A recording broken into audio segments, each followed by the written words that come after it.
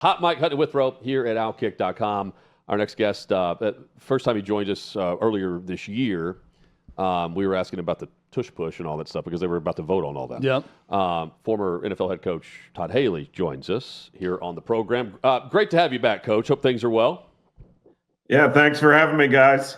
Hey, good start to the season, I would say. I think so too. I like the schedule. I was mentioning with Chad yesterday, we move on to Thursday Night Football. We've got Green Bay, Washington. I mean, some of these impactful matchups early on are going to play a factor in December. I'm intrigued by early season, late season. Injuries always play a factor, but early on, I mean, there's plenty of storylines to be had here, Coach. Yeah, there were great storylines going in. There were great storylines coming out. I talked about it on Sirius XM a bunch that we just don't know. I mean, there were a lot of things to get excited about, be disappointed about, but until you know more about who you just played for these teams that won or lost, I mean, you got to kind of let it play out because you may have felt like you were terrible, but you actually were playing a lot better team than you thought you were, or vice versa. So you just got to kind of get through September and see how everything kind of pans out. Yeah, they say week one is a liar, right? I'm curious, though, if you stress something in the offseason or you really want to – maybe the team was awful when it came to penalties a year ago, and you carry that over. Do you think you have everything corrected? You bring in veterans, and then that carries over to week one just like it did last year. Is there, as a coach, are you like flying home on a road trip going, oh, God, like this is not what we thought it was? Yeah, I mean, like the Giants, I'm sure, scoring 16 points last year, wanted that to look different. It didn't, but that still doesn't mean, that it's, the sky is falling. Right. It just, you want some of your points of emphasis to show themselves a little bit, and sooner is better than later. How long would you wait to go to Jaxson Dart? I'm not there. I don't know. I haven't even watched the coach's tape yet of the game. I watched the game itself, but there's 2 to 5 plays a game that really ultimately determine the outcome. And even for the losing team, that's what if you're on the losing side, you're pointing out those things. There were some drops. There were a couple of plays that could have really affected the outcome of that game, obviously. But also there were probably Washington has 2 to 5 plays that could have made it even better win. So, I don't, my biggest worry with Russell is, he's going to generally protect the football, but with the line looking a little shaky, does Jaxson Dart increase the margin of error? I went through this in Dallas when I was working for Coach Parcells, and we had Drew Bledsoe, who was kind of a stationary target, could still really throw the football, but our line wasn't really good. And we had this young guy, Tony Romo, that we knew could run around and increase the margin of error. So I get people saying, hey, until the line's solidified, we don't want to put this young guy in there. But at the same time, does he increase your margin of error enough without, if you assume he's not going to make, major mistakes, which probably will happen. But so it's a delicate situation. I mean, you're trying to put your support behind Russell. I said this before the season started that, there's this wave of momentum, and we know it's New York. There's this Jaxson Dart momentum, and the longer they could hold that off, in my opinion, was better for the Giants. Scrape out a few wins. They're probably not going to be pretty, but I don't know. To start like that really makes the job even that much more difficult. Now, I believe in Brian Daboll. I believe he came out and stood by Russell, and I'm sure that was after sitting with the entire team and showing them some of those plays. So you somehow got to get your team, all the players, to not listen to the outside noise, because they could easily believe what they're hearing, and then all of a sudden you get pouting on the sideline and things like that. It's difficult. So if you're coaching Jalen Carter on Thursday night, A, how pissed off are you when he spits on a guy and gets ejected before the first play of the game? B, How much does that being pissed off carry over the first time you talk to the player about it, or do you calm down by the time you get to the locker room and talk to them about making that decision? Initially, I'm sure pretty pissed off, but again, it's not something you want to see happen. I came out and said he should be suspended. Now I get it; he missed the whole game, so that's fine. With the emphasis on sportsmanship and all those things. But you'd be pretty ticked off. His position coach, his head coach, obviously, defense coordinator. But you have to calm down and let cooler heads prevail. This is a really good player that made a poor decision, an emotional one. So, I'm sure Nick is handling it the right way in-house, and the NFL handled it. So now, now you got to let one of your best players go out there and do what he does, and hopefully do it at a high level. Coach, you know a thing or two about the Pittsburgh Steelers organization. Now Aaron Rodgers is the quarterback of that Steelers team. Was this the return of Aaron Rodgers closer to form of 3 years ago that we saw in game one, or is this a little bit of smoke and mirrors of how they're having to play call with Arthur Smith and get the job done now with Aaron Rodgers at 41 years old? I thought it was a really good start. I've said multiple times through the offseason, once this happened, even before it happened, that I thought for the situation the Steelers were in, for the situation Aaron Rodgers was in, assuming he still wanted to play football, this would be a potential great marriage. A really good defense. I know they didn't play like that last week, but, a great organization, great leadership up top with Mike Tomlin and the Rooneys, obviously. So, I thought this was an important thing for us to see, to go on the road against what I think will end up being a pretty good defense with the Jets and move the football, score points. I mean, you score in the 30s, that's a great start. Aaron Rodgers can still throw the football. He can still lead a team. Some of the cadence stuff, all those things. I mean, he is a master at doing things to help your offense play.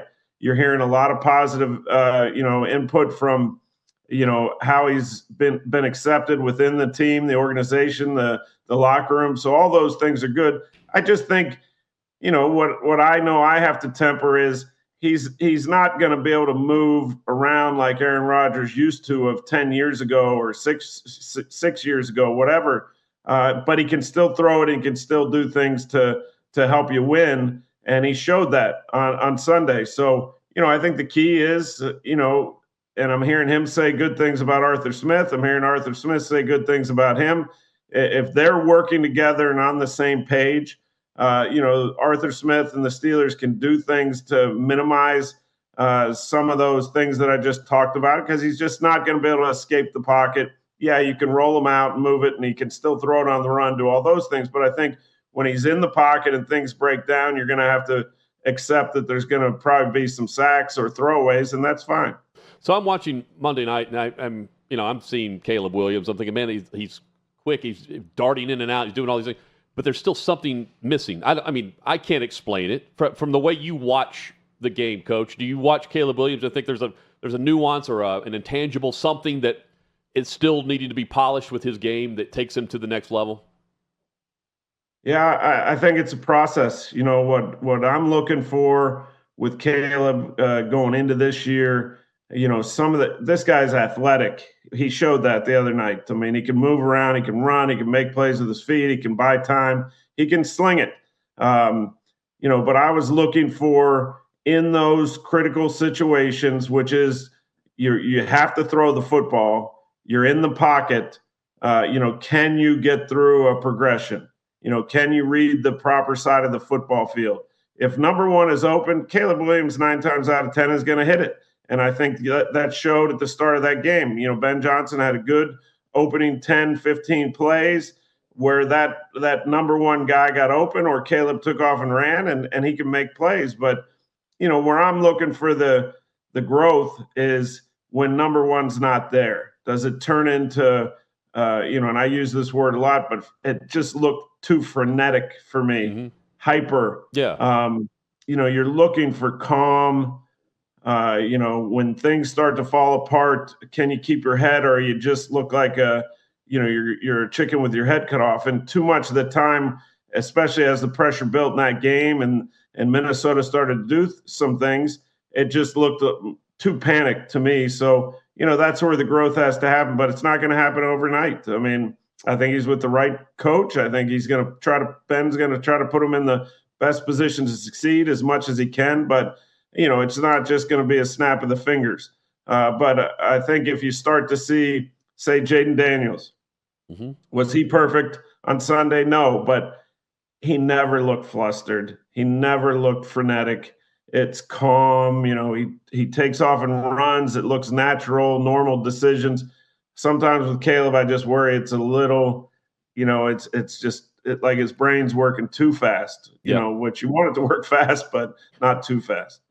So it was a rough first game in year 2 for Brian Callahan and the Titans. And then post-game, he didn't make things any better when he didn't know the rule on what was a catch and corrected a reporter and said, no, it's got to be an elbow and then a foot in.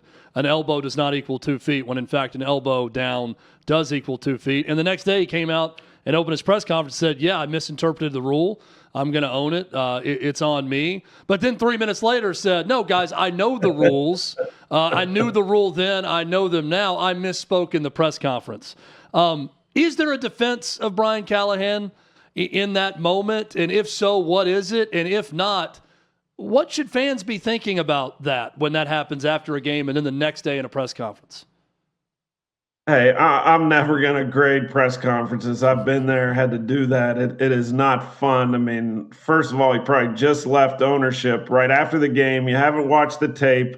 You don't have all the information. And when you're down on the sideline, you think everybody has all the answers. You don't. But here's what I'll say is, and I heard Mike Tomlin talking about this when he was a young head coach. This league has gotten really young.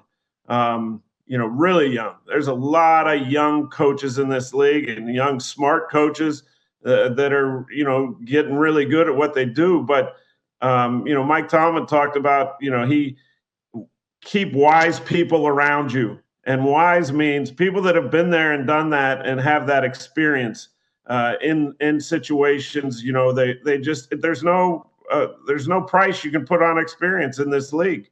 So I love seeing young guys, that all of a sudden become head coaches, and rightfully so. They've done a great job as coordinators or whatever, spot they're coaching. But, you need to surround yourself with wise, experienced people, and sometimes that's harder for some guys to do because, there's egos and all that involved. But I always believed, I hired Romeo Crennel, Charlie Weiss, Gary Gibbs. I tried to get as many guys that have been there, done that around me to help me, through some of those tough situations. Hey, didn't Aaron Glenn try to do that by hiring you? How close were you to joining the Jets?